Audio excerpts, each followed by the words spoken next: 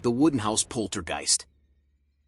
In a small country town, surrounded by dense forests and an almost supernatural silence, there was an old wooden house.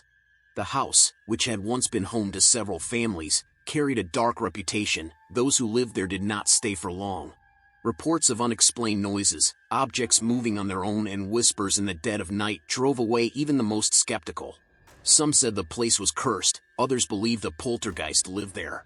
The story gained a new chapter when Charlotte and her husband James decided to buy the house. Attracted by the low price and isolated location, they ignored warnings from locals. "They're just stories to scare outsiders," James was saying confidently. Charlotte, although a little fearful, agreed that they needed a fresh start away from the hustle and bustle of the city. At first, everything seemed normal. The house was cozy, with a rustic charm that enchanted Charlotte. However, it only took a few weeks for the phenomena to begin. First there were the soft noises, footsteps in the hallway in the early hours of the morning, even when everyone was asleep. Then the objects began to move in an inexplicable way. One day Charlotte found all the kitchen chairs stacked on the table, as if someone had been playing with them. James, who initially dismissed the events, began to worry. One night, while they were watching a movie, the television turned off by itself.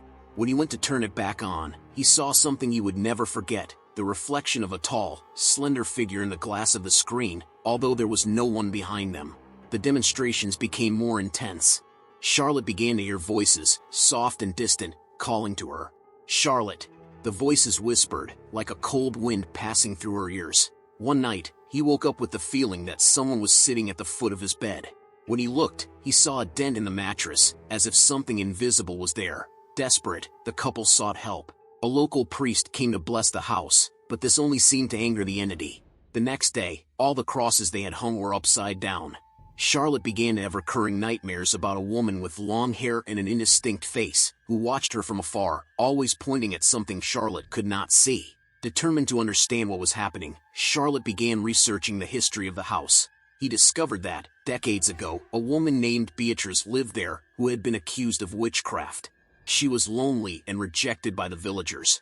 One day, a tragedy occurred. The house was burned down with Beatrice still inside her. Since then, reports of paranormal activity began. Charlotte believed that the woman of her dreams was Beatrice, trying to communicate. She decided to face her fear and tried to make direct contact with the spirit. On a rainy night, he lit candles in the living room and, with the help of a Ouija board, called out Beatrice's name. "What do you want?" Charlotte asked. The candles began to flicker, and the pointer on the board moved by itself, forming the word justice. In the midst of this, Charlotte saw the woman's image in a mirror, pointing at a basement wall. James, who was nearby, helped her knock down the wall, revealing a small hidden camera.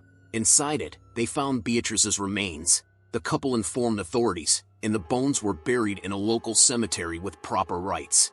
After this event, the house fell silent. The noises stopped, the objects no longer moved, and Charlotte's nightmares disappeared. A few months later, Charlotte and James sold the house and moved.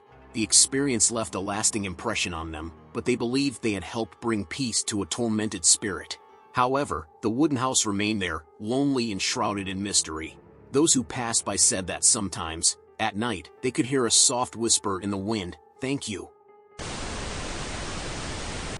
The curse of the black cloak. The wind howled through the twisted trees of the forest. The village of Santa Cruz always avoided that place. They said that when night fell, something appeared in the shadows. A tall man, wrapped in a black cloak, faceless, soulless. Maria, a young skeptic, did not believe these stories. Tired of the village's superstitions, she decided to prove that there was nothing there. Armed with a flashlight and a cell phone to document her adventure, she entered the forest on that dark night. The dry branches crackled beneath her feet, and the air seemed thicker as she walked. Each shadow cast strange images, but Maria ignored them. Suddenly, the silence became deafening. No sound of crickets, no whistle of the wind, only the rapid beating of her heart. She turned on the flashlight and shone it along the path. The beams of light wavered, but nothing unusual appeared. She laughed nervously. That was when she felt it. Behind her, something was moving. A shiver ran down her spine, and the biting cold enveloped her. She turned slowly. There was nothing, but then the beam of the flashlight caught a piece of black fabric swaying in the breeze.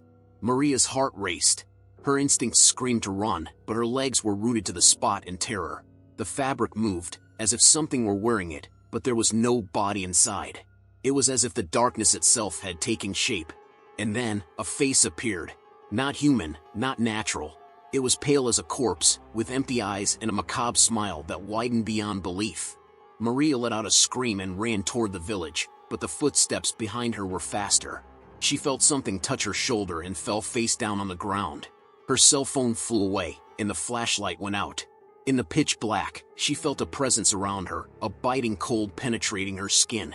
The weight of the darkness seemed to intensify, and the dense atmosphere made every breath a struggle. The silence was now broken only by the sound of something dragging, a hissing noise that grew closer and closer. Maria's consciousness wavered between reality and a deep stupor. An evil energy seemed to invade her mind, immobilizing her, trapping her in a veil of darkness. Her eyes tried to adjust to the darkness, but the only thing she could make out was the black silhouette hovering over her, enveloping her as if she were part of the environment itself. Time seemed to fade away. Minutes or hours could have passed. When Maria finally woke, the darkness remained, but she felt a different weight on her body. She tried to move, but her limbs were numb. Her breathing was short and ragged, and her consciousness throbbed between wakefulness and the unknown.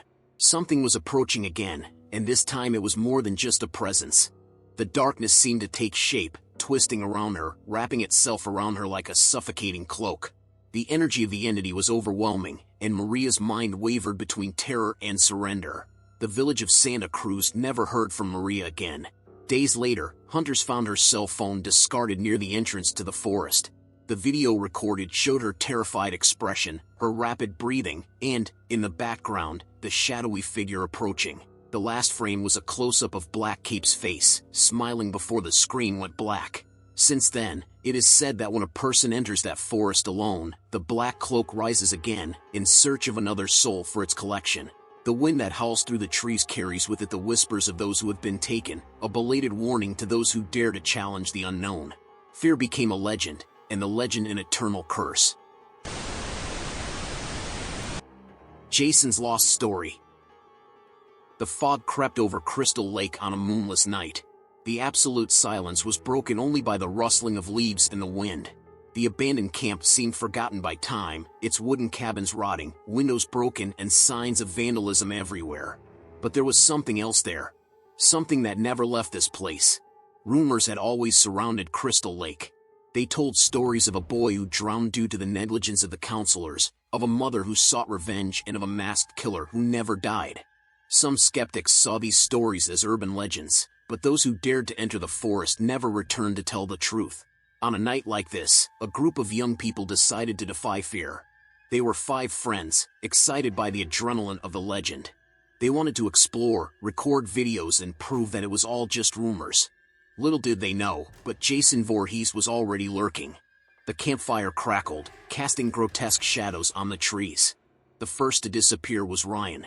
He went off to get more firewood and never came back. The others laughed at first, thinking it was a joke. But then they heard the first scream, a harrowing sound that echoed through the woods. When they ran to look for it, they found only a trail of blood that disappeared into the darkness. Panic set in. Their cell phones had no signal, the car was too far away. They tried to run, but the forest seemed endless. One by one, they fell. Emma tripped over a root and, before she could get up, Jason was on top of her, the blade of his machete glinting in the light of the fire. Mike and Ashley tried to hide in one of the cabins. They held the door shut, holding their breath. The sound of Jason's heavy footsteps echoed outside. The creaking of the wood gave way as the door was ripped open with brutal force. Mike was next. His desperate attempt to attack Jason with a chair was useless. The blade pierced his chest without hesitation. Ashley ran, tears streaming down her face. She saw the road in the distance, salvation so close. But the footsteps behind her were relentless. Jason never ran, but he always caught up. An instant later, the blade pierced her body, her vision went dark, and silence reigned once more. The next morning, the camp was empty again, except for the sound of the wind and the calm lake. No sign of the young men. No clues other than the terrifying silence. Jason Voorhees was still there, waiting for the next victim who dared challenge his territory. and Crystal Lake remained a forbidden place for those who valued their own lives.